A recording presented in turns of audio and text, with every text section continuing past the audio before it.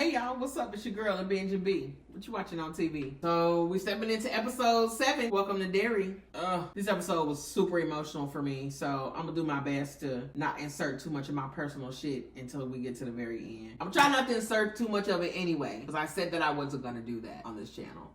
But I left this episode definitely feeling some kind of way from the very beginning to the end. So the episode opens up. It's 1908. We get a true glimpse of Pennywise when he is performing at a fair. I think it's a fair. Initially, I thought it was a circus, but a couple of minutes later, he actually explains to little Miss Periwinkle, which I think is Iris. He explained to her that their goal is to get back into the circus circuit. You know, they want to get back into the circus. So I guess they had a fair where he's performing. He does this weird performance where he comes out, he's chasing these flowers. He can't get the flowers. Then it morphs him back to a room where there's a clown suit on the bed. I guess it's sick, and he goes to dance with it. And as it's dancing, it gets pulled away, and then a headstone slides in. He sits down, he kneels down. One of the beavers and the flowers pops up, and he's able to finally get the flower to put on the grave. I thought that was so interesting how they did that. Obviously, while it was playing, I'm thinking like, what the fuck is going on? You know, but I thought that was so creative. I guess even for back then, although maybe it doesn't count for back then because it's technically made up now, so it would be made up now. So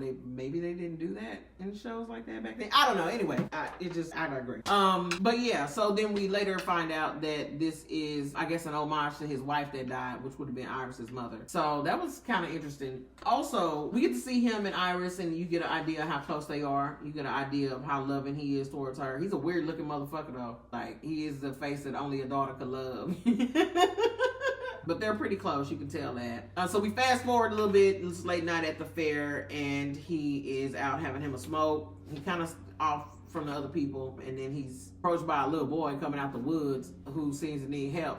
And so as I'm looking at this little boy, I don't know. I guess I just don't give that much of a fuck about children. And I don't mean that in a harsh way, but I do mean it in a way to where if that particular little boy approached me at night and asked me to go in the woods with him because his mama was dying, I would probably decline. You know what I'm saying?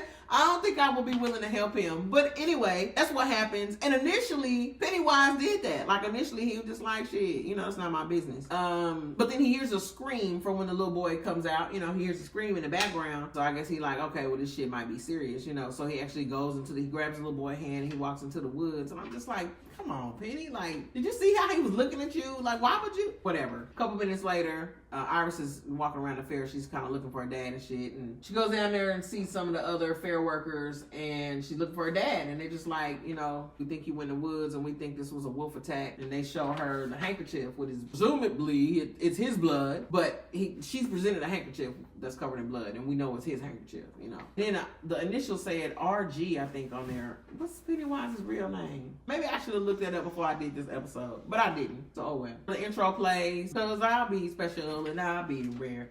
I'll be special beyond compare because I have a smile and a ribbon in my hair.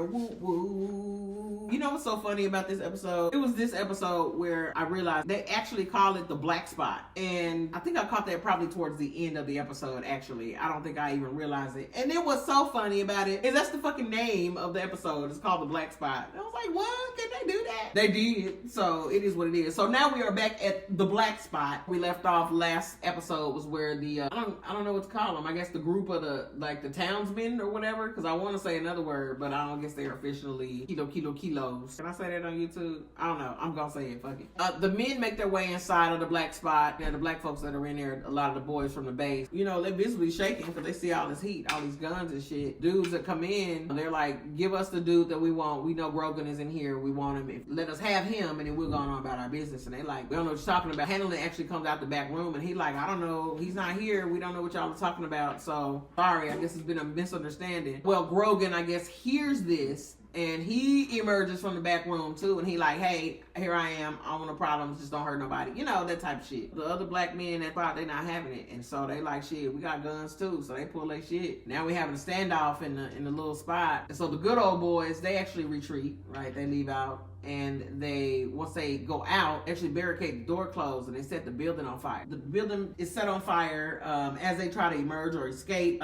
Each person that tried to come out a window or a back door or something, they was met with gunfire. they was gunned down. Like, I know this is a work of fiction. I felt some kind of way with that scene because I just think about like how many real situations like that have happened in this country's history. That kind of shit bother me, man. Like it really get under my skin, and it just really gets under my skin too, where people feel like, you know, that's old shit and it don't matter because it don't happen no more. And it actually brought tears to my eyes. It's a fictitious show. This is a fictitious story. You know what I mean? But as I'm sitting there watching that shit, I'm just like, yo, like this is so, like, who the fuck do you think you are? But I mean, then these motherfuckers keep getting away with it. So it's like, shit, that's who they are. You know what I mean? I don't know. Anyway, as that's happening and the building is set on fire, people are they scrambling to try to escape, and we kind of follow a couple of our characters. Handling, he gets somewhere where he can kind of hide out. He can see the deceased, and so he actually sees a native. I couldn't really tell her gender or what she was because of what she had on. Turns out, I think it's the warrior chick that was referenced like a couple episodes ago, wearing like the wolf. She's got this garb, like this wolf carcass thing, or what, I don't know what you call that shit. She got that on, so he see her, and she just walking around looking shocked or whatever. Then we go to Ronnie. It's kind of all over the place, so I'm just gonna tell y'all what I remember. So I know Ronnie was in there. Obviously, she's looking for her daddy. So some kind of way, after the good old boys set everything on fire, and they pretty sure, you know, that can't nobody else get out, they take off, right? They get in their car and they burn off. In some sort of way, Ronnie and her father and Will get out, which is dope. Then we get to, now here's another tearjerker for me. Like, I was a fucking mess watching this shit. Like, why am I crying? We get to the part where Marge and Rich are in the middle of the spot, and he finds I think it's like an ice box, like an old school ice box. He grabs Marge's hand, is like, hey, we're gonna get in here because this building is about to cave in. And he clocked that. I was impressed with that shit. But then he pushes Marge into like, I'm tearing up thinking about it. This is fucked up. Fucking show commentary channel. Like, it's not supposed to be no tears. So he pushes Marge into the cooler and he closes it, and she freaking out, but he get on top of it so she can't get out. And they kind of share a memory. He shared the first memory of when he first saw her, and it's just a really tender little moment. It's a very sweet moment that they have, but that baby sacrificed himself for her, and that's so heavy because we talking about kids. I don't know why that touched me so much. It's a fucking show. Why am I crying? I don't know. Anyway, and then so we go back to outside, and remember the good old boys, they've already left, and so one of them is stuck. He get to his car, his raggedy piece of shit vehicle won't start up, and so so they leave him behind. And as that's happening, you see Periwinkle is kind of sneaking up on the spot, and he spots her. I don't know if he hear her or spots her or how. I'm not really sure how he got her attention. I forgot. But she catches his attention, and he's like, what the fuck are you doing? You know, and like, what you wearing this shit for? You know, so they have their little exchange. As they're having their exchange, he demands her to go back home, and she's talking to him. Pennywise show up behind him. Also, I should mention that Pennywise did show up in the fiery furnace of a building, which seems obvious, but maybe I should have said that because he was definitely already there by the time we make it outside to Iris and her man. And so Pennywise shows up behind him and end up slicing his head in half. That's just what that was. And then he and her begin to have a conversation where she's basically saying how much she missed him as a father and all kind of shit. And he actually asked her for a hug. And this scene, I'm so uncomfortable because I'm like, the whole time, it's like that feeling you get when you watch a vampire movie and you know the vampire is in love with the subject, but you know that overwhelming urge they got to feed just can't be held down. You know what I'm saying? So the whole time I'm sitting there like this the whole time, like as I'm watching it, because she actually go in to give him a hug, but as she hugs him, I think she starts to kind of put two and two together, like this is her father, but this ain't actually her father. So she has she kind of questions him, and they go back and forth, and he opens his mouth and he exposes this light, and she's like in a trance. And so to me, I was like, oh no, I think she's dead. Not the case, but we'll get there. We get to the next morning where all the bodies are being cleared out, so the authorities done been called in. You got the medics going through, they clearing everybody out that they can clear out. Back to the emotions. And so the really cool part was that Rich's body was still intact. He had not burned all the way. I guess his shit was like more like smoke inhalation or something. And so Marge finds him and she breaks down. Ronnie comes in and they kind of gather around. She sat on the floor with him and hugged him, and I just was like, what the fuck? It was so sad. It was so sad. It was so sad. I think the scenes with Marge and Rich with the icebox and then her sitting down with his body and comforting him, like, I think that bothered me more than like Pennywise chopping off this motherfucker's head and like being submerged in a pool of blood. Like, that doesn't bother me, but I don't know. Anyway, so the kids kind of meet up outside as everything is happening, and you know, everybody's kind of off to the ambulances and this and that. Well, as they are clearing out, as the kids are sitting outside, and they notice the workers are bringing out the bodies and stuff. Two significant points, right? So Periwinkle, Miss Iris, she's brought out on a gurney. She's still in a trance, but she's clearly alive. Okay. And then they bring out Rich, and his hand is hanging off of what do you call that thing? The cot. His hand is hanging off of the cot, and Marge goes over and she lifts his hand up, you know, so he has some dignity. And she say her little goodbye or whatever.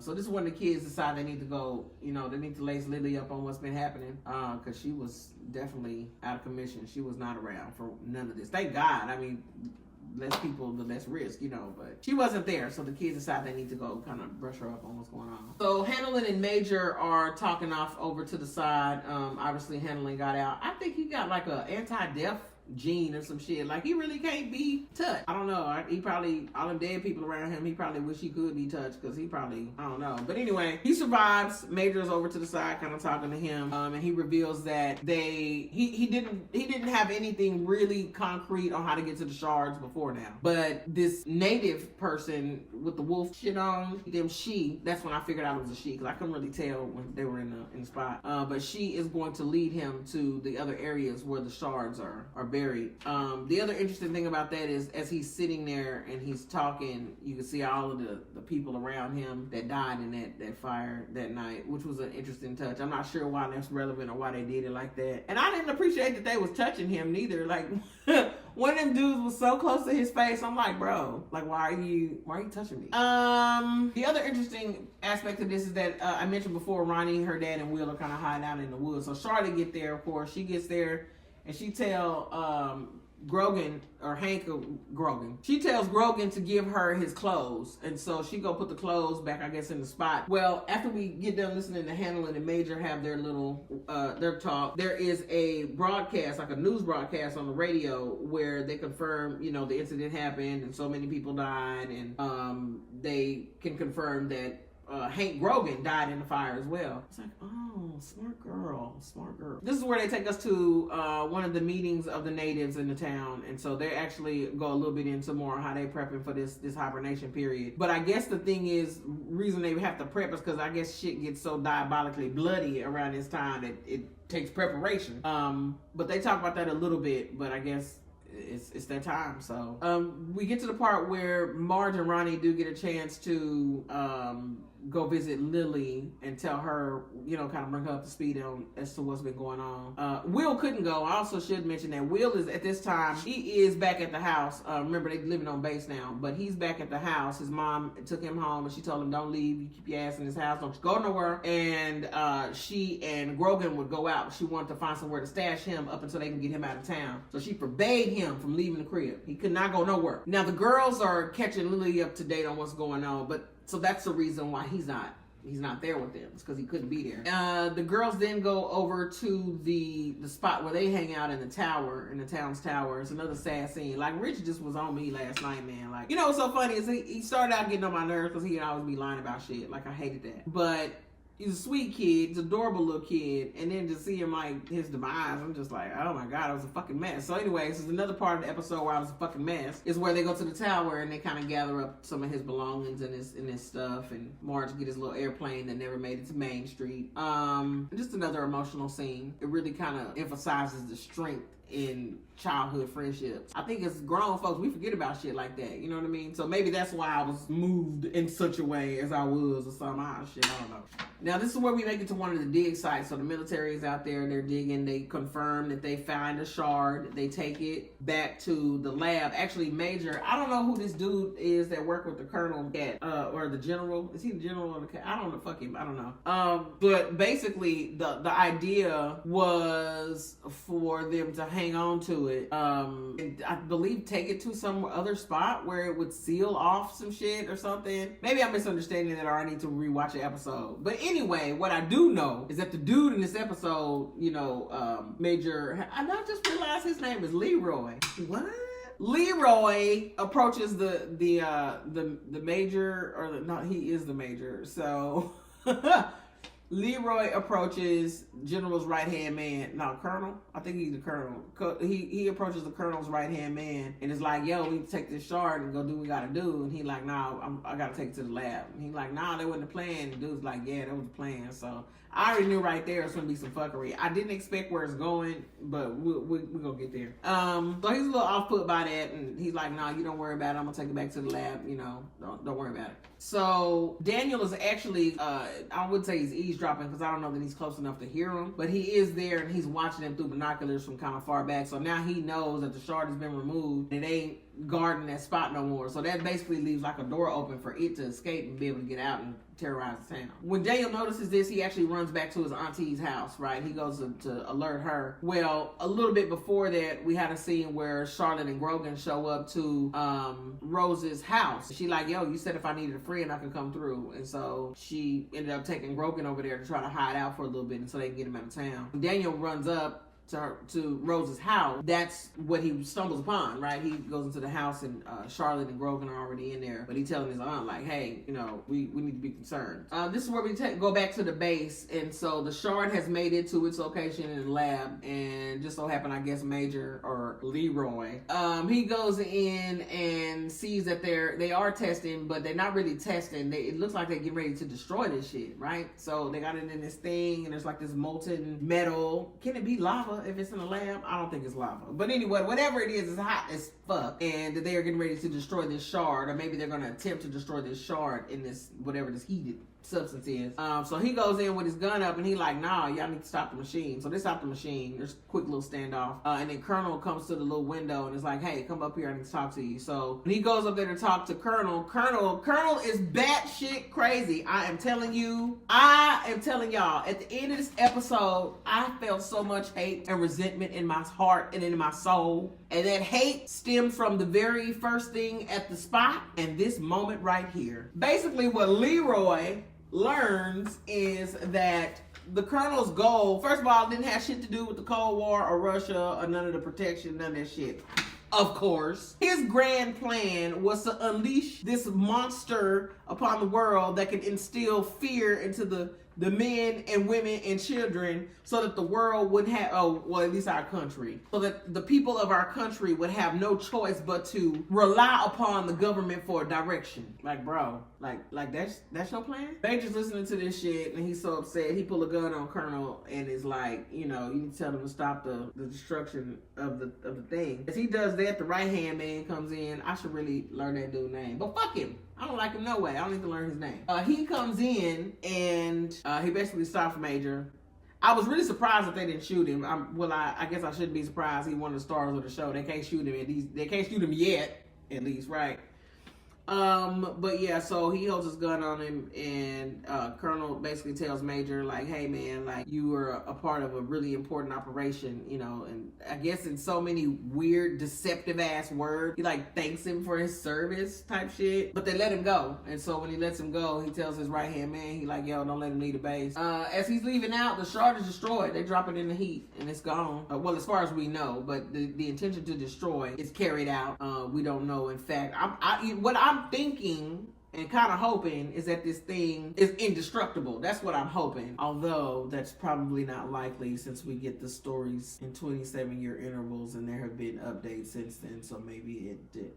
Well, anyway, so as the thing is destroyed, or we're under the illusion that it is anyway, it takes us to Pennywise and he is down in the sewers. He is submerged in what looks to be blood and like there are like body parts and like arms and legs and feet and shoes and clothes and all kind of shit. And he's placed right in the center of it and he's like nose high in blood and he is awakened at what I would presume to be the same time that the shard is destroyed. So we go back to Will's house. Remember, Will is at home by himself. Phone ring, pick up the phone, it's Ronnie. And Ronnie is, I guess, charging him up about why he wasn't there today or whatever. So he kind of goes into explaining that. But then Ronnie starts talking crazy. Quickly we realize that this is not Ronnie. Like, this is whatever the thing is that has been tormenting him this far. And so he picks up on it pretty quickly. But then he turns around. He basically starts talking shit to the thing on the phone. But then he hears a sound like it's in the room with him. So he turned around and Pennywise is crouched on the fridge where you tell he was first submerged in blood. He's like covered from the nose down in blood. And he tries to scare Will. And so as he approaches Will, he does the light thing with Will, the same thing that he did with Iris. And that's where the episode closed. So my thoughts on this episode. Like I said, I already kind of alluded to it at the very beginning of this video. So this episode really highlights the poisonous past, the disgusting history of this country, and you know how people treated each other back in the day, and you can't help but compare that to some of the shit that's happening present day. It's just really disconcerting for me. I try not to give a fuck a lot about things that go on outside. I'm not really into politics and things the way people should be. Now, some folks would credit that to a level of intelligence, which is cool with me. I don't give a fuck. I'm all right when people underestimate. I'm all right when people underestimate me. That's not really a real concern of mine. But the reason I function that way is because I think that with all of the things that go on in our lives, just our regular, everyday, personal, up close lives, you know, hopefully most of it is good. But there are probably some situations that are so significant that they can occupy a lot of your emotional and your mental space. So I don't give a fuck what they got going on down at the DC and shit. You know what I mean? Like, you just gotta do what you gotta do for your own personal environment and do what you can to make your own life what you want it to be. So I hold that sentiment really dear to me, right? And I'm saying that to say that I don't let myself get wrapped up too much into the race wars and the gender wars and all. I don't give a fuck about this shit most of the time. But I would be a fucking fool to try to pretend. Like, I'm also not one of these people that can like pretend it doesn't exist or it's not as bad as it used to be, or, you know, all the things. Like, man, like, you know, when you let yourself reflect on life and think about things, like the world can be a really fucked up place. In some ways, it's really fucked up right now. And so the scenes at the spot, and I want to say when Major went in and realized that this dude used him, and then my heart, the way my heart feels for handling, you know, he's under this tremendous pressure that for everybody around him feel like it's just a job. But if you a spiritual person, like, you can really only imagine, because I don't see dead people like that, you know what I'm saying? But if you are a spiritual person and you understand the legitimacy of being like inundated with like forces that you can't physically touch or you know, manipulate, like, that is such a sad position that he in, and they using this dude and they don't give a fuck about him, and that makes me sad. So that was episode 7, Welcome to Derry. That is all I have to say about that shit. Girl, the Benji B. I'm gonna go find me something else to watch on TV. Bye.